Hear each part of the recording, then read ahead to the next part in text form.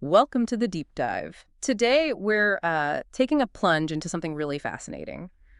What happens to our bodies when we venture into the high-pressure world of diving? We've got a collection of research and articles here, all looking at how our physiology copes, or it sometimes, struggles with those immense forces down deep. So our mission, really, is to pull out the most important, the most intriguing insights from all this material. We want to explore how pressure affects, well, pretty much everything, from the tiny components of our blood right up to our complex brains, and even how we experience our senses. Exactly. Understanding the hidden impacts of pressure, big and small. Right.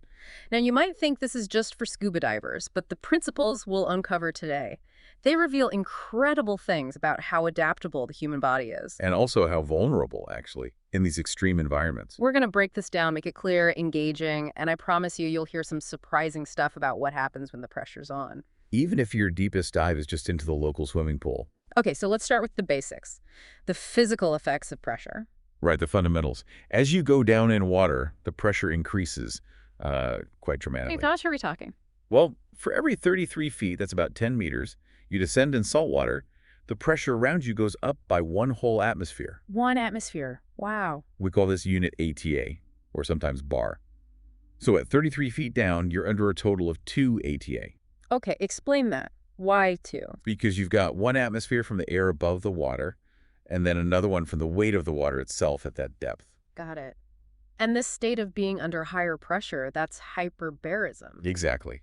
Hyperbarism. Okay, let's try and visualize that pressure increase.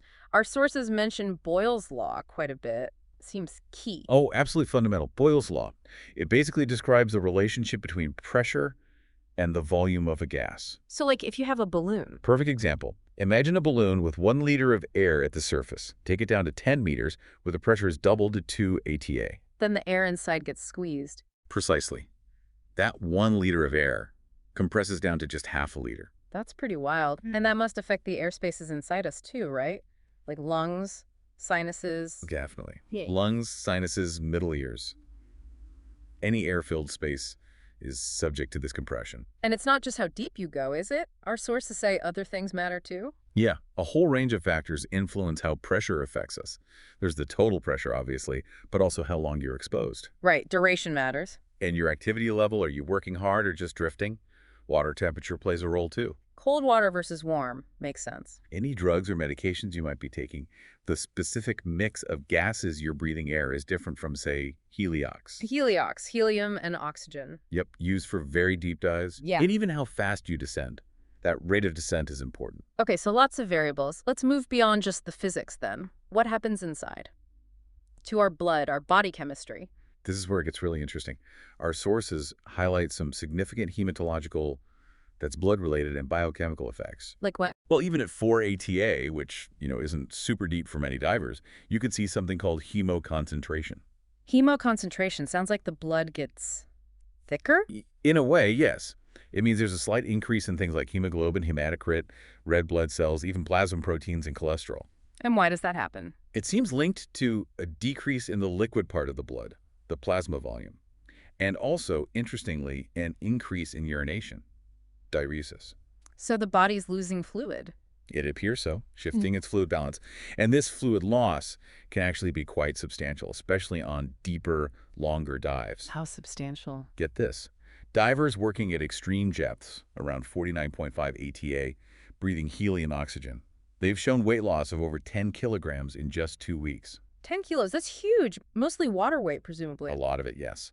Tied to this pressure-induced diuresis, the increased urination, it seems particularly noticeable at pressures above 31 ATA. And do we know why the pressure makes you pee? Well, pee more. There are a few potential mechanisms.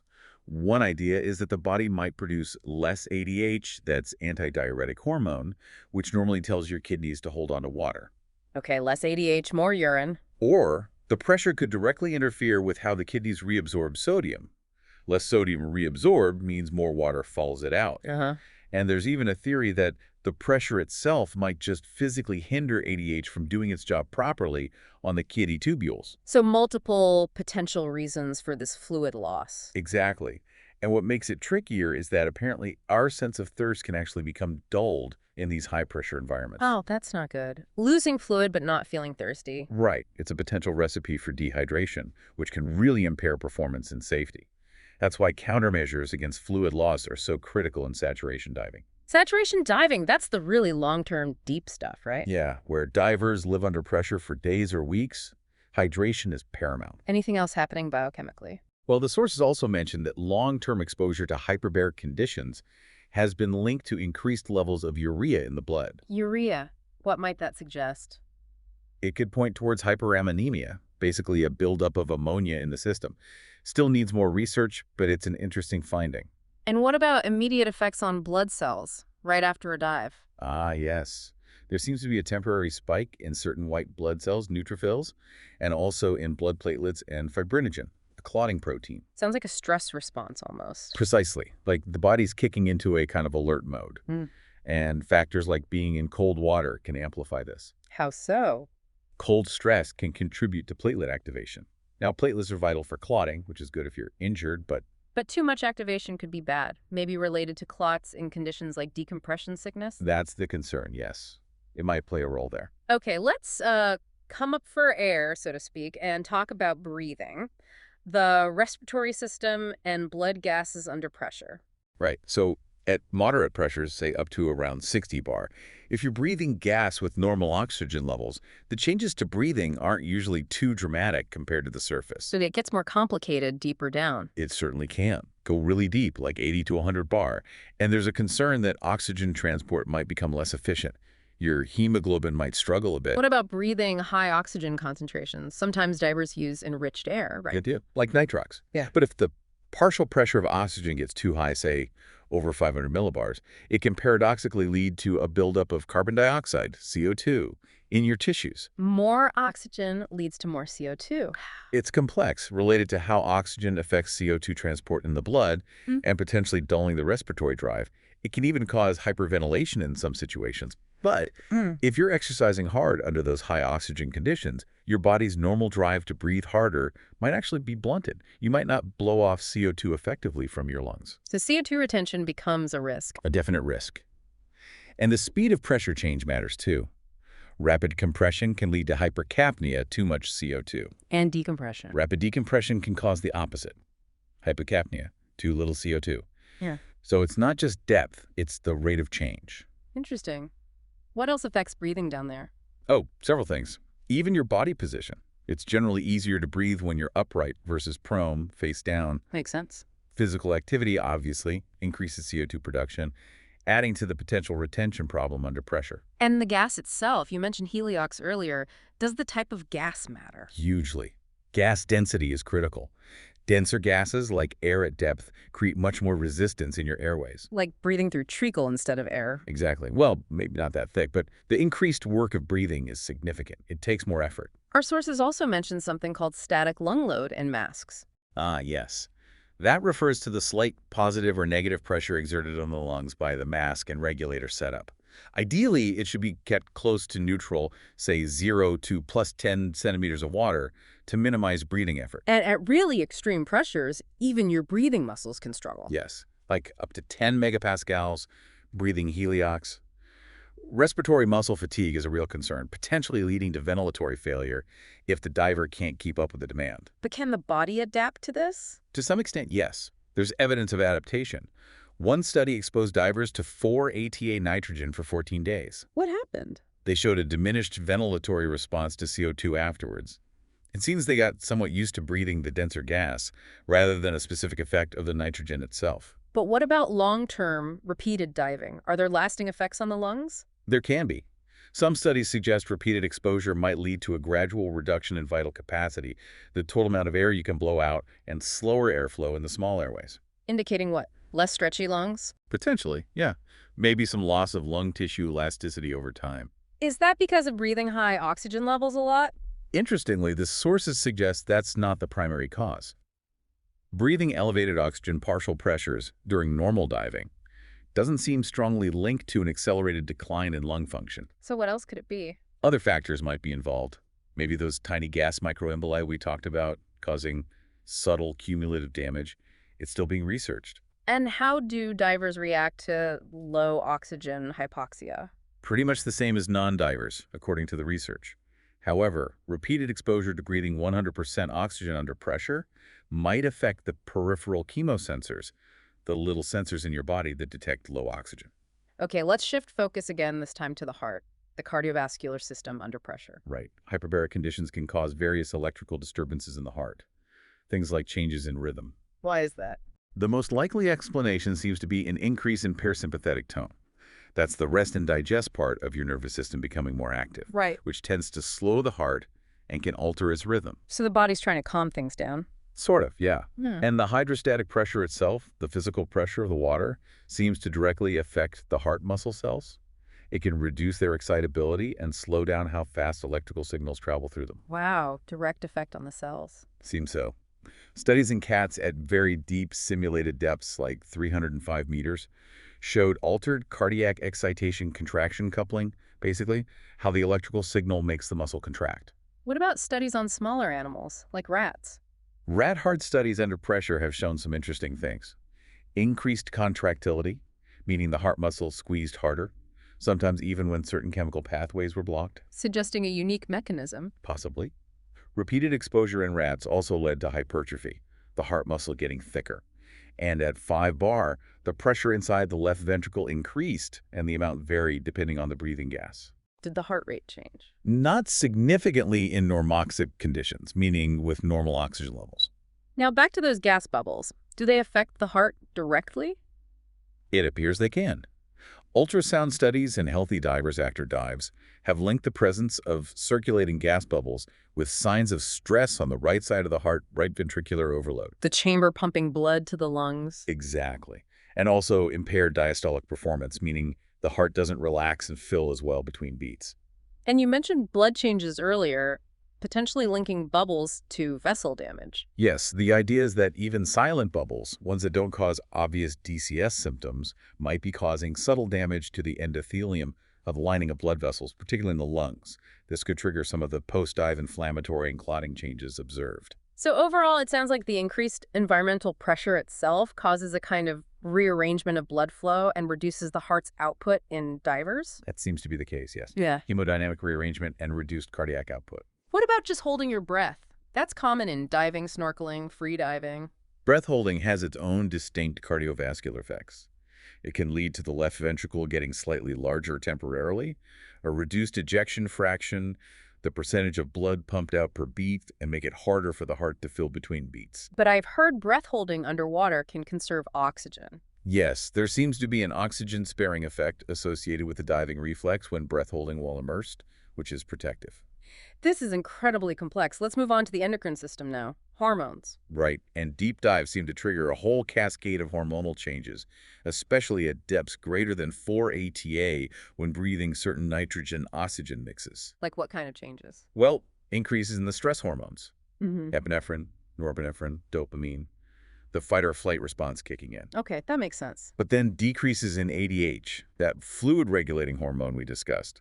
Aldosterone, another fluid balance hormone, doesn't seem to change much, though. And other hormones. There's a profound effect noted on male reproductive function. Semen quality can be affected, potentially leading to low sperm count or oligospermia. Mm-hmm. Also, decreased thyroxine, a thyroid hormone, but increased insulin and angiotensin I. Insulin and angiotensin are blood sugar and blood pressure regulation. Correct. And another hormone, ANF atrial natriuretic factor, also increases. This one promotes salt and water loss by the kidneys. So that could also contribute to the increased urination. It could, yes, adding to the ADH effect. With all these hormonal shifts, and we also hear about cognitive impairment in divers, could it be the stress of the dive itself rather than just nitrogen narcosis? That's a really good point the sources raise. It's quite possible that these widespread endocrine changes and maybe some of the cognitive effects are more related to the overall emotional and physiological stress response to the dive situation, not just the specific narcotic effect of nitrogen. Interesting distinction. Okay, let's switch gears completely. The skeletal system, bones. Yeah, there's a specific concern here called dysbaric osteonecrosis. Osteonecrosis. Bone death. Essentially, yes. A vascular necrosis bone tissue dying due to lack of blood supply. It most commonly affects the head of the femur, the top of your thigh bone. And this is linked to diving pressure. How? The main theory involves those nitrogen bubbles again. Tiny bubbles forming during decompression are thought to block small blood vessels supplying the bone. Cutting off the blood flow. Exactly. There's also evidence that prolonged exposure to compressed air might reduce blood pressure specifically in the femoral head, making it more vulnerable. How common is this? Alarmingly, it's been reported in up to 25% of people who work long-term in high-pressure environments, like commercial divers or tunnel workers. 25%, that's significant, a serious occupational hazard. Absolutely. Okay, now for the big one, the nervous system. This seems to be where some of the most complex and maybe concerning effects happen. Let's start with neuropsychological effects, brain and behavior. Right. It's a mixed picture. Some sources suggest long-term adverse effects from scuba diving are mainly seen only in really extreme conditions. Like very frequent diving, over 100 dives a year, especially in cold water, even if the dives aren't super deep, say less than 40 meters. But what about deeper dives on air? Well, there are reports of deterioration in mental and motor function, even at rest, when breathing air at 10 or 13 ATA. So measurable decline. Does memory get affected?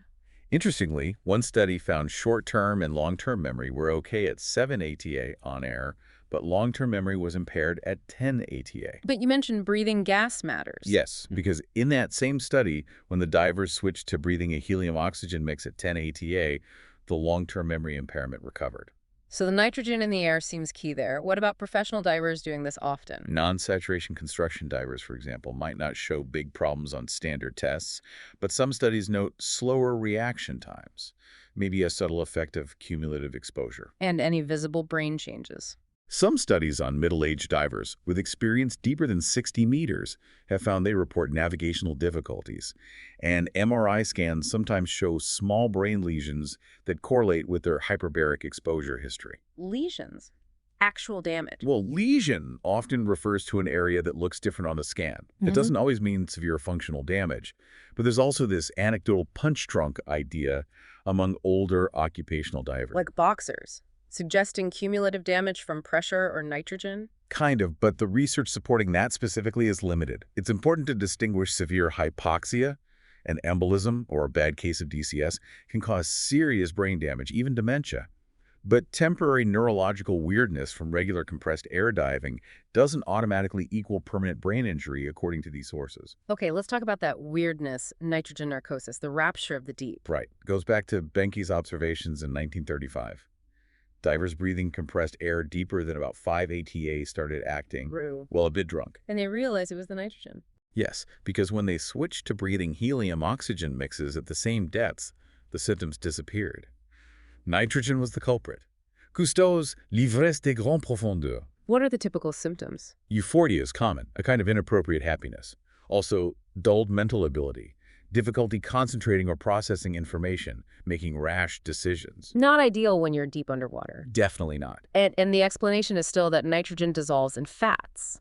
That lipid solubility theory remains the most satisfactory explanation for inert gas narcosis. It disrupts nerve membrane function. Studies using auditory evoked potentials measuring brain responses to sounds strongly point to nitrogen as the main cause when breathing air. Does oxygen play a role? Not significantly in worsening narcosis itself, according to those studies.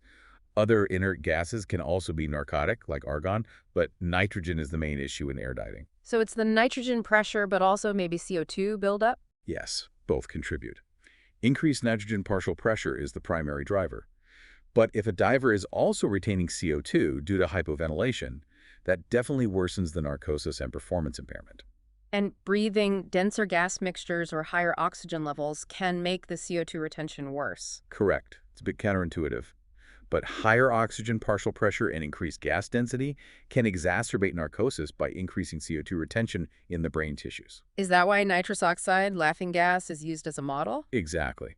Even at normal pressure, nitrous oxide has similar narcotic effects, so it's useful for studying the mechanisms in animals. How does nitrogen narcosis compare to regular anesthesia? It's thought to be slightly different. Many anesthetics directly target specific neurotransmitter receptors. High-pressure nitrogen might work more subtly, perhaps through direct interactions with nerve membranes or specific parts of receptors like the GABA receptor, especially at increased pressure. Any long-term effects from repeated narcosis? There's some suggestion that repetitive nitrogen narcosis could lead to sensitization of certain dopamine receptors in the brain, potentially causing longer-lasting changes. And this narcosis is why air diving has depth limits. Absolutely. Diving much deeper than 100 meters on air, which is over 6 ATA of nitrogen pressure, becomes practically impossible due to the severity of narcosis. That's why deep divers must use mixes like heliox or trimix. Okay, so if you go really deep, even on heliox, you avoid nitrogen narcosis, but then you can run into HPNS, high-pressure neurological syndrome. Exactly. HPNS is a whole different beast. It typically emerges at depths beyond 100 or 150 meters, even when breathing specialized helium-based gas mixtures designed to avoid narcosis. What does HPNS look like? It's a complex mix of neurological, psychological, and EEG abnormalities. E.g., brainwave changes. Yes.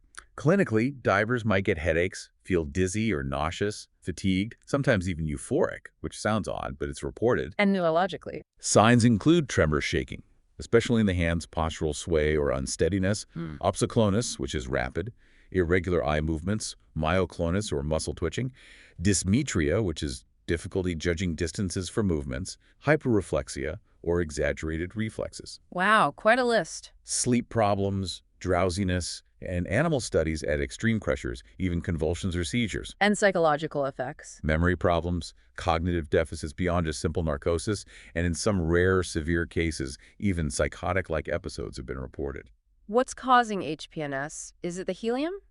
Not primarily the helium itself, but rather the sheer hydrostatic pressure acting on the central nervous system. The pressure itself becomes the problem. And how fast you get to that pressure matters. Critically, faster compression rates tend to bring on HPNS symptoms more intensely and at shallower depths than slow, careful compressions. Do the symptoms go away? They often persist while the diver remains at a constant deep depth, but they usually lessen during decompression. Things like fatigue and memory issues might linger for days or even months afterwards. But any permanent damage? Generally, no. Full recovery from HPNS itself usually occurs without lasting neurological problems or detectable brain structure changes. Is everyone affected the same way? No, there's significant variation between individuals and even between different animal species. This suggests a genetic component might influence susceptibility. Have they found specific genes? In mice, yes. A mutation in a gene called VPS52 seems linked to a higher risk of pressure-induced seizures. And research on NMDA receptors. Those brain receptors again. Yes, they're crucial. High pressure seems to affect different subtypes of NMDA receptors differently. Since these subtypes are located in various brain regions, this could explain the wide range of HPNS symptoms and maybe even subtle long-term effects from repeated deep dives. So it's like the nervous system is trying to adapt, but sometimes it maladapts. That's a good way to put it. Synaptic depression turning down the connections might be an energy-saving adaptation, but if it goes wrong or isn't balanced, you get HPNS symptoms. Could some HPNS signs actually be underlying DCS damage being revealed? That's also a possibility raised in the sources. Silent brain lesions from previous DCS might become apparent under the stress of HPNS conditions. Do different symptoms appear at different depths? Generally, yes. Yeah. Tremor often starts around 200, 300 meters. Myoclonus, the muscle twitching, maybe 300, 500 meters. EG changes often between 200, 400 meters. What about those psychotic-like episodes? What causes them? It's likely multifactorial. Could be severe HPNS, the stress of confinement, individual psychology, maybe even small amounts of nitrogen or hydrogen sometimes added to the breathing mix. There's also an alternative theory suggesting they might be extreme narcotic symptoms from the combined effect of gases and pressure. Let's dive deeper into the brain chemistry. What neurotransmitters are involved in HPNS? Several are implicated: GABA, dopamine, serotonin, often abbreviated as 5-HT, acetylcholine, glutamate. All major players seem to be involved somehow. Is it a simple imbalance? Probably not simple. Research suggests different HPNS symptoms might be regulated by different brain mechanisms. Neurotransmitter interactions seem to vary depending on the brain region, and the biochemical basis for HPNS seizures appears distinct from typical epilepsy. What about the motor symptoms, like tremors? Those are thought to stem from altered nerve excitability, particularly at the spinal cord and midbrain levels. Serotonin pathways might be involved in making the spinal cord hyperexcitable. Serotonin again? Yes, and some breakdown products of serotonin, like quinolinic acid, can actually be convulsants themselves. An imbalance there could contribute. In fact, some behavioral changes in rats under pressure resemble serotonin syndrome, which involves overactivation of a specific serotonin receptor subtype, 5-HT1A. So, given this complexity, how do they try to prevent or manage HPNS? Several strategies. Reducing compression speed is key. Modifying the breathing gas, adding a bit of nitrogen or hydrogen to the heliox, creating trimix or hydreliox can counteract some HPNS effects, likely by providing some narcotic effect to balance the pressure effects. Trading one problem for another, slightly. Kind of finding a balance. Pharmacological approaches have also been tried. Anesthetics, barbiturates, anticonvulsants, other compounds. Targeting those serotonin 5-HT1A receptors with antagonists looks promising too. Okay, let's talk about something maybe more common. Headaches and divers. Right. Often they're benign, maybe from exertion, cold water, a migraine triggered by the dive, or just a tension headache, nothing too serious. But sometimes they are serious. Yes, a headache can be a symptom of decompression sickness, or an air embolism, or bearer trauma to the ears or sinuses. So it shouldn't be ignored. Could CO2 buildup cause a headache? Definitely. Inadequate ventilation leading to hypercapnia is a common cause of headaches during or after a dive. Anything else rarer? Very rarely, the pressure changes could potentially be associated with a rupture of a pre-existing cerebral aneurysm, a weak spot in a brain blood vessel. So the bottom line is headaches need careful evaluation. Absolutely. Good history-taking neurological exam, crucial for correct diagnosis. We mentioned brain lesions seen on MRI earlier. Can we elaborate on that? Yeah, it's an interesting finding. These hyperintense spots in the subcortical white matter seem more common in amateur divers using air compared to controls. But less common in saturation divers, even though they experience more neurological stuff like HPNS. Correct. That difference might be linked to the breathing gas air versus heliox, but also maybe different dive profiles and decompression procedures.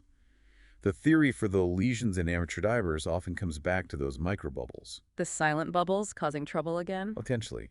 Intravascular gas microbubbles forming during decompression might be causing subtle, cumulative damage. There's supporting evidence from my exams, too. Fluorescein and angiography can show changes in tiny retinal blood vessels, even in divers without DCS symptoms.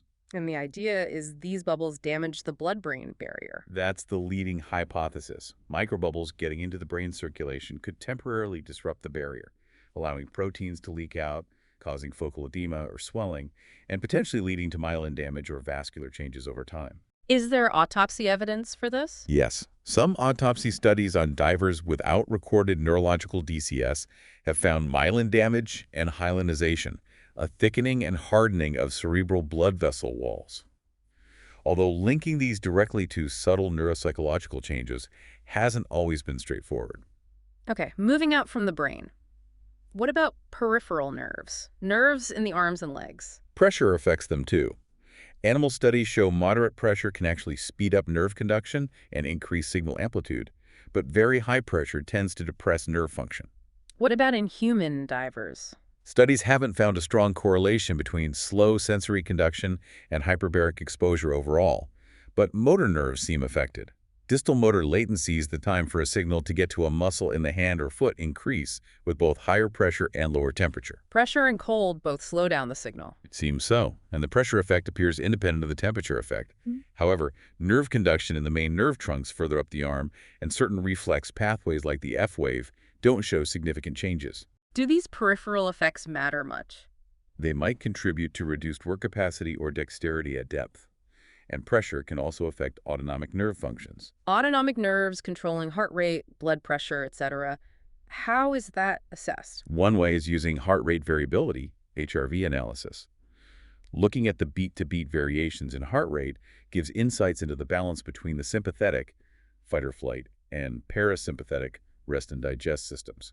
And what did they find in deep dive simulations? A study simulating 330 meters found a significant negative correlation between HRV measures and urinary catecholamine levels, stress hormones.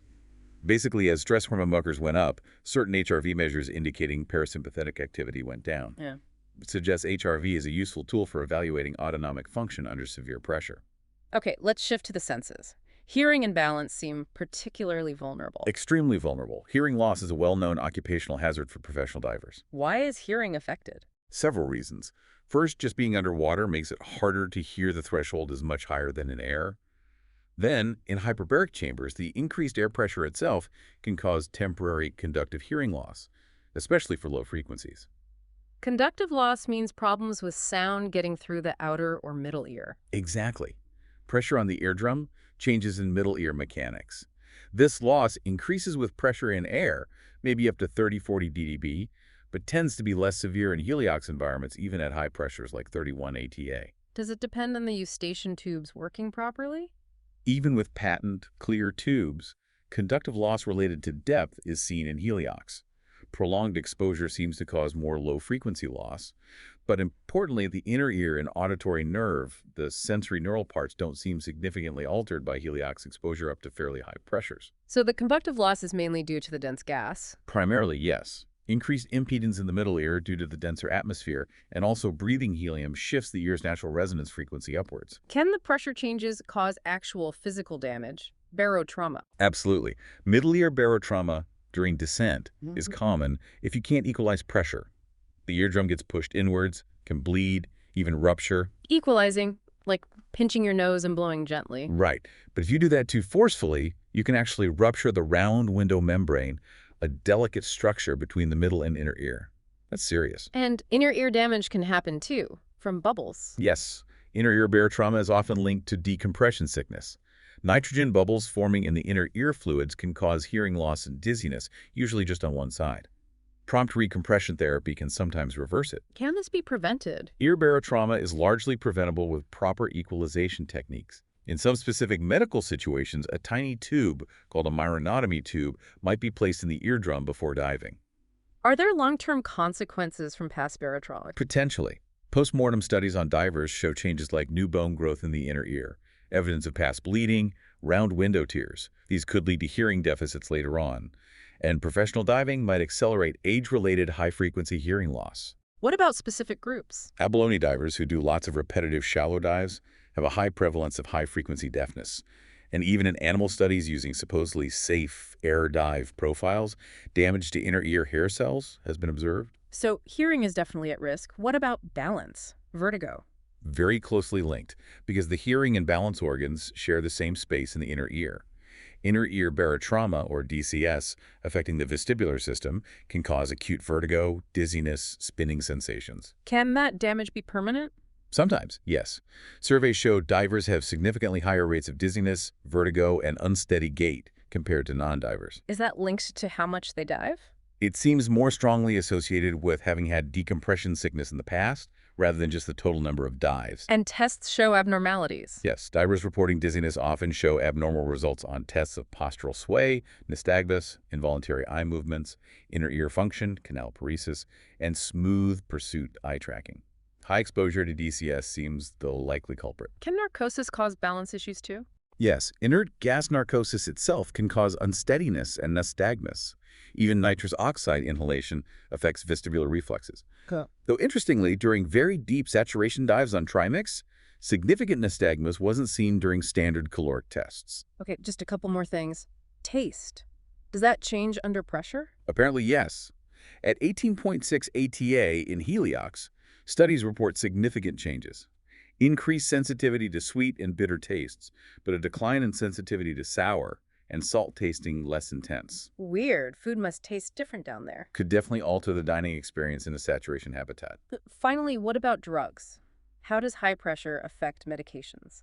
This is an area with limited data, but the general finding is that pressure often decreases drug activity, although effects can be unpredictable. Why would pressure reduce drug effects? Particularly for drugs acting on cell membranes, anesthetics, tranquilizers, narcotics, the pressure itself might alter the membrane structure or function, interfering with how the drug interacts with it. It might even affect enzymes involved in drug metabolism, like cytochrome P450. So anesthesia might be less effective under pressure. Potentially, yes. There's also a theory that pressure might increase overall sensory feedback, effectively counteracting the sedative effect physiologically. What about common drugs divers might take, like for seasickness? Dimenhydrinate, for example. Yeah. Its effects in hyperbaric conditions are poorly studied, but there are reports it could impair learning, mental flexibility, and memory even more at depth, adding to the risks. And how pressure affects drug disposition, absorption, metabolism, excretion is mostly unknown. Largely, yes. Scarce information, which is a concern given that divers might need medication, for various reasons. Wow. Well, that was an absolutely incredible deep dive, wasn't it? It really was.